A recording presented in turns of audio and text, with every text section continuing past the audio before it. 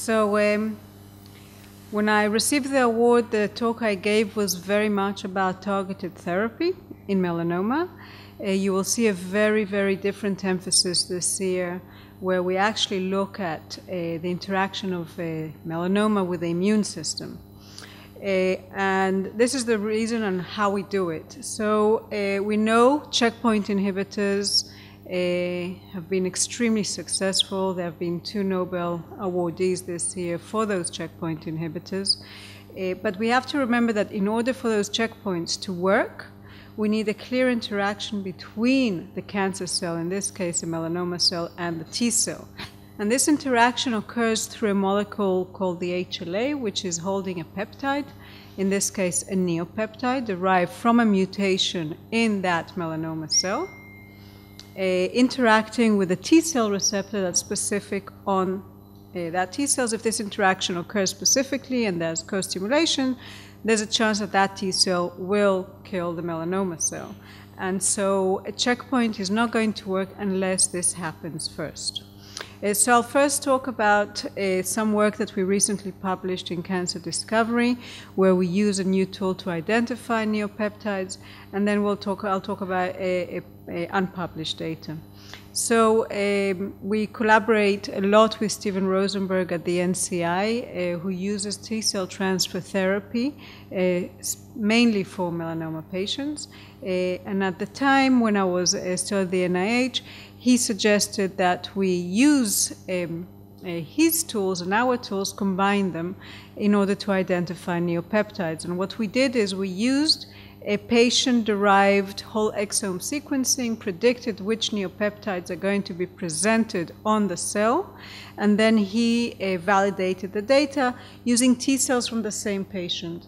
And what we see here is that we do see an interaction between the T cell and the melanoma cell when you have a mutated peptide added to the system, because now we can see interferon gamma release.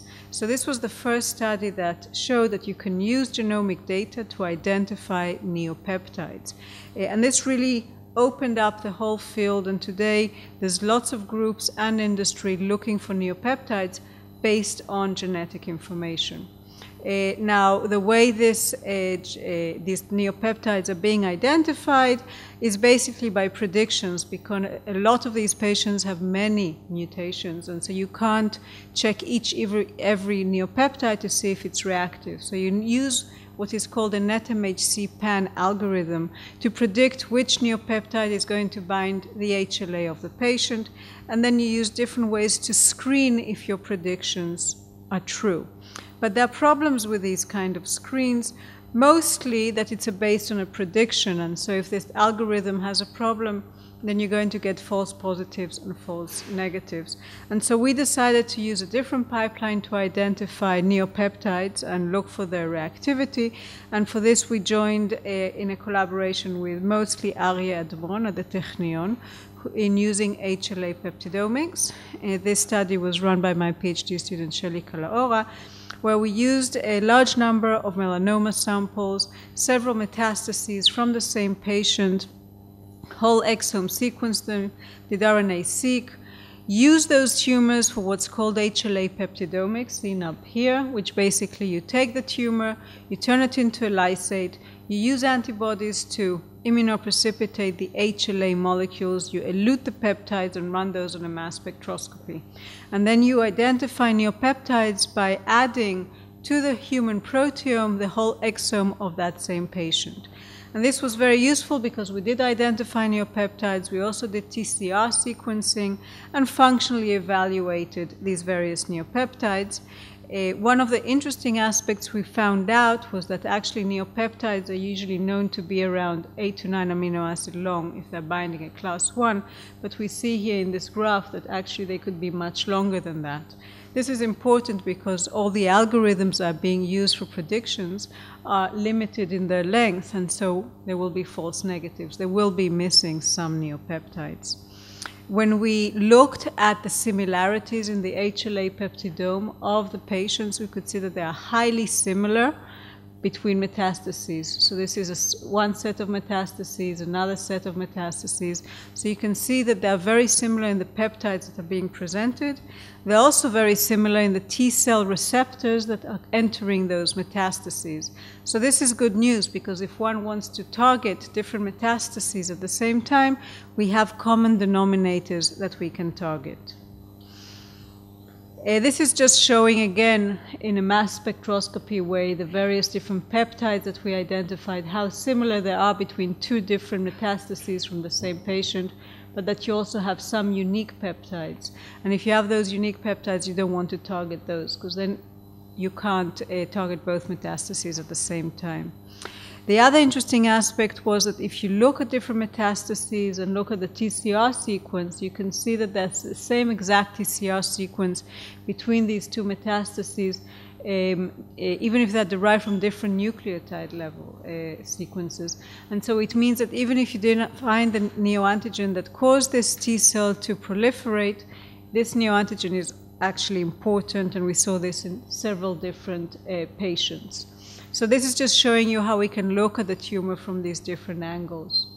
This is an example of one sample where we identified 3 neopeptides, and we checked the reactivity, and you can see here that the more mutant peptide that we use, the more reactivity we see by the T cells of this patient. So not only were we able to find neopeptides, but also show that they are reactive. I will pass this slide. This is just to show that we see similar results in vivo. So if we inject the melanoma cells into a mouse and then add T cells from the same patient, you can see how the tumor gets rejected over time. We call this a win assay. We then also compared the reactivity of our T cells to neoantigens as well as tumor-associated antigens. These are not mutated, but they are differentially expressed on tumor cells.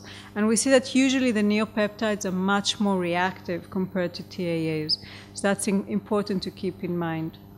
In benefit of time, I'll go to the next step. Okay, so since this is published, I'll focus more on the second part of my talk.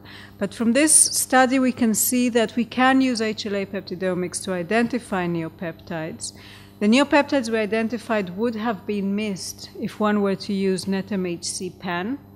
So again, emphasizing the importance of using this. The T cells that we found that are reactive to these neopeptides comprise most of the population of the T cells. So again, emphasizing the importance of finding the neopeptides that are actually being presented and are immunoreactive. The main surprising result was that we found very few neopeptides. Many people do the predictions and you get hundreds of neopeptides, and here we're getting very few.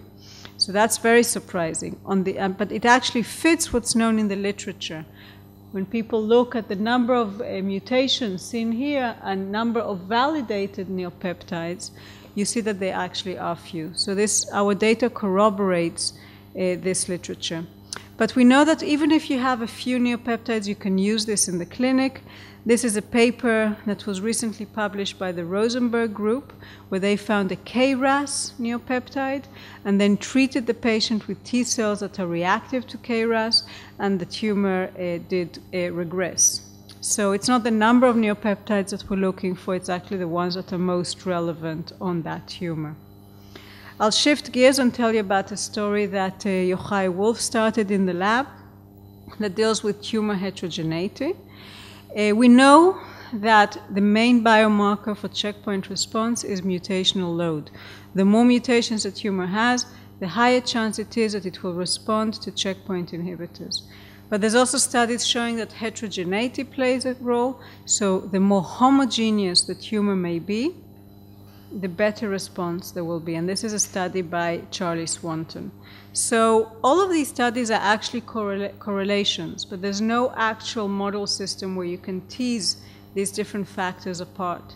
So we decided to set up a mouse model where we can tease heterogeneity and mutational load apart by exposing melanoma cells to UVB radiation, which makes sense because it's part of the etiology of melanoma.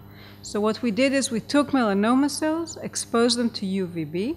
This increases the heterogeneity as well as the mutational load, and then we single cell clone from this population. So now we have clones that are very homogeneous, and the mutational load is random. The surprising, so this is just to show that the UVB worked because it induced what's called the UVB signature. But we got very surprising results because when we grow the cells that were exposed to UVB in vitro, okay, the UVB cells are growing very slowly. But when we inject them in vivo into immunocompetent mice, you see how aggressive these tumors are compared to the original tumor, the original cells, despite the fact that they have a high mutational load. I told you mutational load is supposed to increase the neopeptide dose, and therefore the immune system is supposed to reject better. Now, if we take single cell clones, this is just showing that they are single cell because they are highly clonal, then actually single cell clones hardly grow compared to the UVB. They get rejected very, very quickly. So this is very striking, and if you inject these same single clones into mice that don't have co-stimulatory molecules like CD80, 86 knockout mice, they grow perfectly well. So we know that here they're being rejected by the T cells. And then we looked at different immune attributes to see if indeed we're right, such as granzyme B and CD107 and interferon gamma and the 4-1BB marker. And in all cases, we see that they are increased in the single cell clones, suggesting that the single cell clones elicit a stronger immune response compared to the UVB cells. We also did RNA-seq to look at the SID score. A SID score is just a measure, a bioinformatic measure, to see if there's more granzyme B in the vicinity of the tumor. And so we do. We see a significant result here in clone 2. There's a higher SID score. This we did together with Eli Pikarski, who we heard earlier, where we wanted to see whether the T cells, or specifically CD8 positive T cells, get to the vicinity of the tumor. And the results were really striking because we see that only when they have the single cell clones, the T cells enter the core of the tumor. In other cases, they remain in the margin. And if you do some statistics on this, this is significant. So you see here that only in the single clone the T cells enter the tumor, which may explain why the rejection occurs so well. We then used the similar tool as I spoke about at the beginning, HLA peptidomics, to identify the neoantigens that are causing this rejection, and we found 2. And we then checked whether T cells within the tumor are reactive to these particular neoantigens, and you see that they are. You see a lot of T cells that are specific for these neoantigens, but only in the single cell clone. So in general, we see a trend of immune reactivity to the single cell clone, not so much to the UVB cells. So I showed you 2 spectra. I showed you single cell clones. I showed you a UVB, which is composed of many single cell clones, but the beauty of the model is that you can control it, and so we could do different mixes. We could mix 5 clones, 10 clones, 20 clones, and see what happens then. And when we did that, you can see all the single cell clones get rejected. The UVB is aggressive. But when we start mixing, we can see a trend. We see that 5 and 10 clones get rejected very fast, but if you put 20 clones, the rejection slows down. So it shows again that the heterogeneity is really playing a role here. We wanted to check whether this is also relevant for patient data, and so we looked at the TCGA of melanoma data and looked at mutational load, copy number variation, and see how that correlates to survival. Neither one of them correlated to survival here, but if you start looking at TCGA data and assessing heterogeneity, then you see a significant p-value. You see that the more homogeneous the patient tumor is, the better it is. It survives longer. And then if you divide the tumors to 6 different levels of heterogeneity, the most heterogeneous die fastest. The most homogeneous survive the longest. If you then combine mutational load and a heterogeneity, then you see that they actually fit together. So this is a high ITH, low mutational load. That's the best case scenario. They live the longest. We then wanted to see if this is true also for checkpoint inhibitors, and so we reanalyzed cohorts of patients that received checkpoint inhibitors and looked for a ITH, tumor heterogeneity, and again we see a similar trend.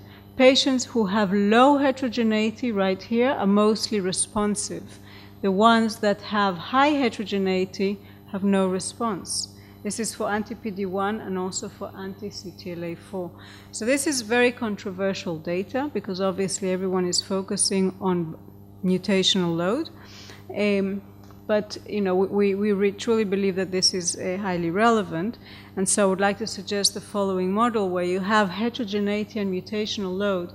If you're here, this is our parental cells, right? They're non-immunogenic around here. If you have UVB exposed cells, they are completely non-immunogenic because they're highly heterogeneous. But if you have single cell clones, no matter what the mutational load, they will always be immunogenic. And so our MOST model, I think, is a very powerful tool suggesting that heterogeneity contributes more to tumor progression and patient survival than the mutational load. And the combination of low heterogeneity and high mutational load yields the best prognosis as well as response to checkpoint inhibitors. So this is the group and the 2 studies I showed you. The first was led by Shelley Kalaora, the second by Yochai Wolf, who's currently doing a postdoc at the Broad Institute. These are my acknowledgements to all of our collaborators for this particular study. So Stephen Rosenberg and Eitan Rupin, who are at the NCI, Arya Admon at the Technion, Eli Pikarsky at Hadassah, who did this work with Inat Cinnamon and Ilan Stein, Jennifer Wargo from MD Anderson, who provided us with the tumors and a lot of the sequencing data, Nir Friedman at Weizmann for TCR sequencing, as well as Martin Miller at Cancer Research UK, as well as, of course, the funding agencies. Thank you very much.